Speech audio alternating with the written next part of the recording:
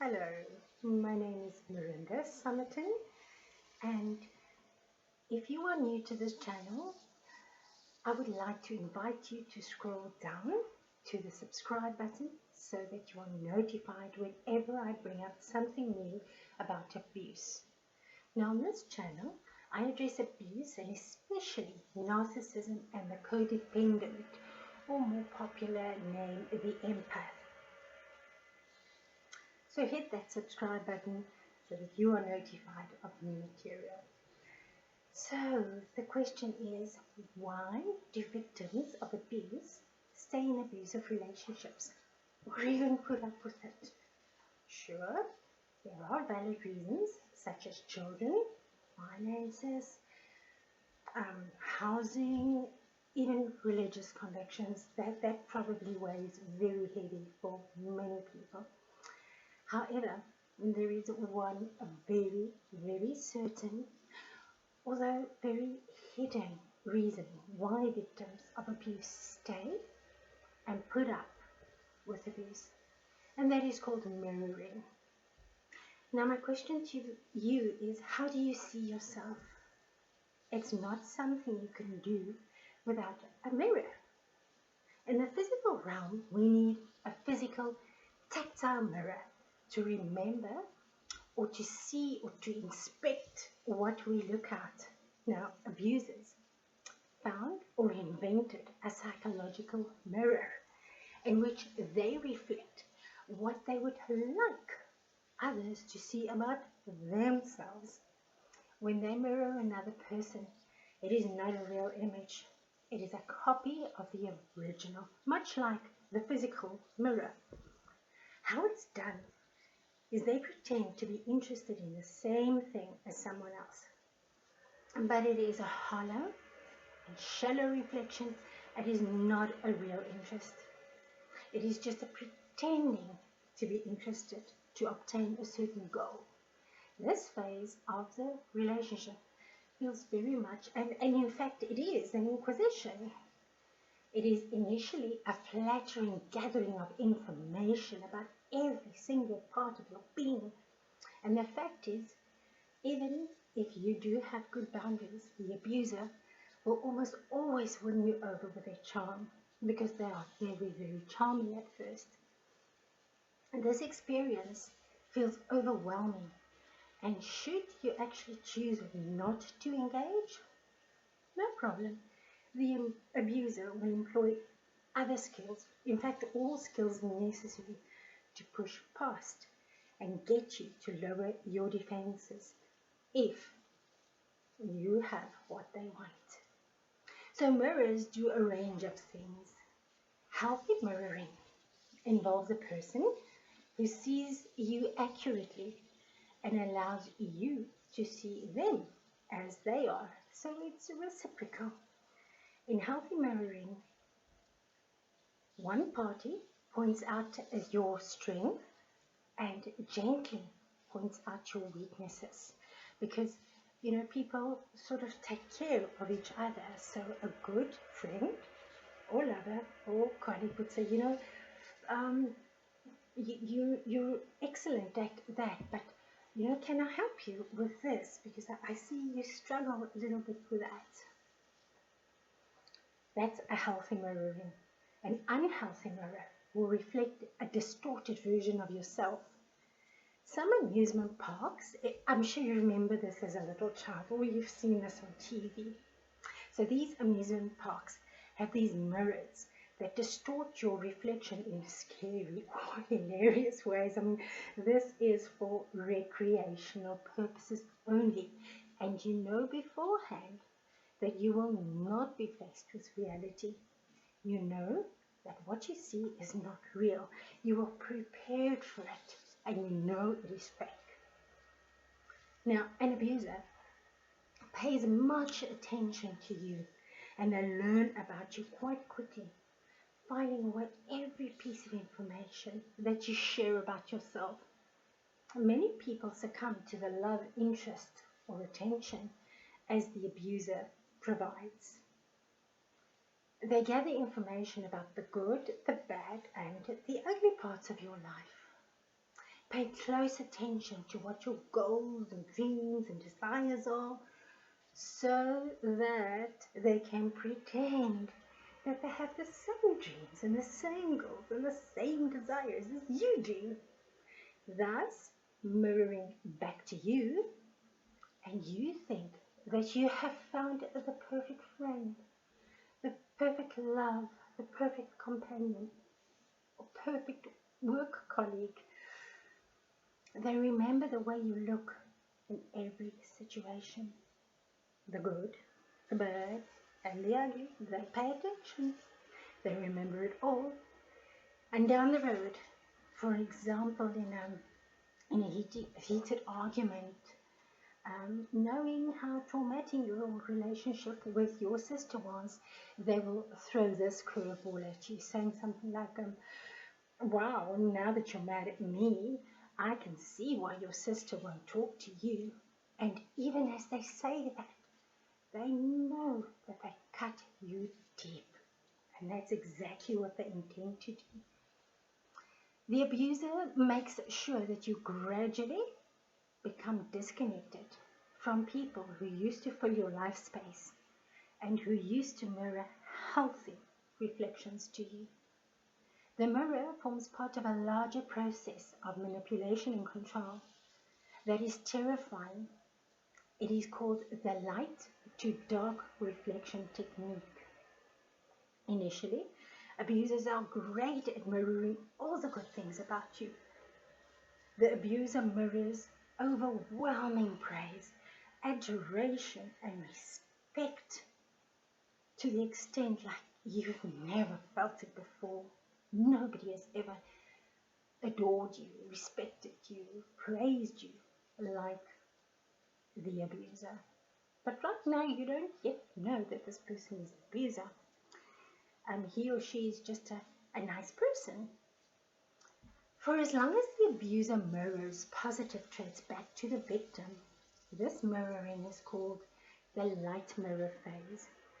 Unfortunately, this light mirror phase ends very suddenly and turns to dark mirror phase in an instant, leaving you confused and in a state of disarray. When the mirror goes darker, they reflect all the things that are wrong with you. Now that they know exactly what matters to you, they will devalue the very things that matters most to you. Initially, they may have encouraged you to dress up and take care of yourself, and suddenly you'll be accused for wanting to attract attention from the opposite sex. When you no longer dress up, you're accused of letting yourself go, and you may even be told that you are an embarrassment to them. At this point, you think that you are in a nightmarish dream and you want to wake up because it doesn't feel good. But for some inexplicable reason, yet unbeknown to you, you do not run away. Why is that? The truth is, especially during the dark mirror phase, sadly, we more often agree with a distorted negative image that the abuser reflects back to us. The truth is that when we see what we expect to see, very deep within our unconscious mind, we believe it. And that's where the mirroring of an abuser gets very dangerous. When they mirror back to you what you think of yourself in an unspoken way, you believe it to be true. So many people grew up in homes where you received distorted mirrors. You may have been ignored, you may have been criticized, like one of those funhouse mirrors that distorts you. You may have been humiliated about your weight, your height, color of your hair or your skin, or even about your crooked teeth.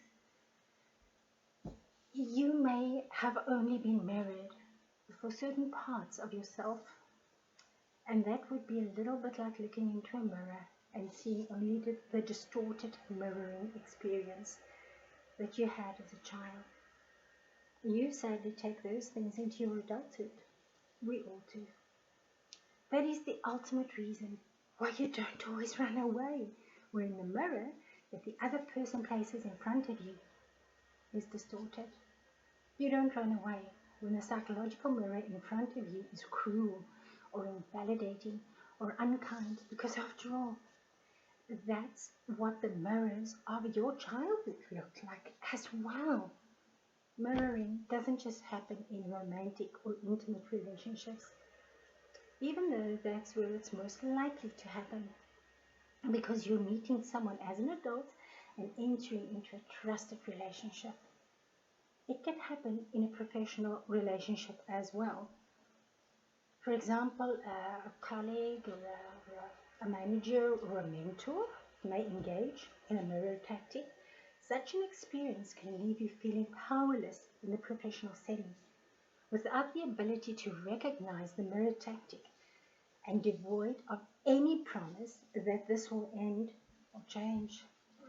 That is really a unique manner of devaluing. But just like in any other relationship, this is a form of data gathering and control in an attempt to figure out your pressure points. And then that vulnerability can be used against you in the future. It destabilizes the work environment because you felt so heard and so valued and so understood initially, and suddenly you are so confused. They keep putting back this mirror, switching from light to dark, and often using equal parts, reflecting the parts of you that they actually studied and took the time to learn about. And those confusing mirrors sometimes it's distorted and sometimes works very accurate against you. You are dragged into these relationships believing them to be good relationships. They make you think that they understand you. The fact is, when somebody puts back something on you that is perhaps a former part of who you used to be as a child, that is distortion. For your own sanity's sake, you need to step away the first time that you recognize that. But that also means that you need a more accurate mirror of yourself. Then there is abuser reflection. It gets crazy. That is when the victim starts reflecting to the abuser, when they offer compliments, acclamations, applaud. This is the preferred mirroring, and the abuser values the fact that there's no statistical error whatsoever. This is the bottom line foundation that the abuser always gravitates to. He wants to be, or she wants to be admired and just exalted. In fact, they need this more. They just need more compliments and acclamation. They need it more than oxygen. In order to conform to the abuser's value requirements, the victim is constantly on the lookout for ways in which to compliment the abuser, because if the victim reflects the awesomeness of the abuser back to them, then they may just be spared an abusive session. But it's no guarantee. But it works sometimes, not all of the time. The victims quickly learn how to stay mostly safe by reflecting, even if it is a false reflection, and it always is a false reflection. You make it up to stay safe. If the abuser will ever entertain a conversation about the abuser understands and admits to the truth. But as soon as he or she walks away from the conversation, they forget all about the outcome or the so-called revelation, and the situation just perpetuates itself again. It is only when the abuser can come to an honest and real understanding of his or her behavior that the perfect law of liberty can take effect in both the abuser and the victim's lives. This means that you are free to be yourself. Can you imagine that? You can, however, not be yourselves when you are or do not understand who you are. When you have a warped perception of who you are, you claim rights that do not belong to you. You claim the right to treat another person like a lesser human being while you exalt yourself to a higher status. This is wrong, and there can be no freedom in this kind of thinking or understanding. You have been lied to, and there comes a time when the abuser is fully known by those who share his or her life space, when the irrational behaviors, the ideas and intellectual and emotional outbursts are just no longer excused and no longer accepted. The moment when the truth becomes clear, when the mirror reflects the true self. We all get to a point when we are vulnerable. Perhaps for some of us, it's only when we're much older, but we all get there. So I hope this has given you something to think about and to recognize if there are signs of abuse in your relationships. Perhaps if you are an abuser, have you used the mirror technique? We all have. So I leave you with this precious thought that if you have faith of a mustard seed, nothing will be impossible for you. Marinda Summerton saying, have faith. Until next time.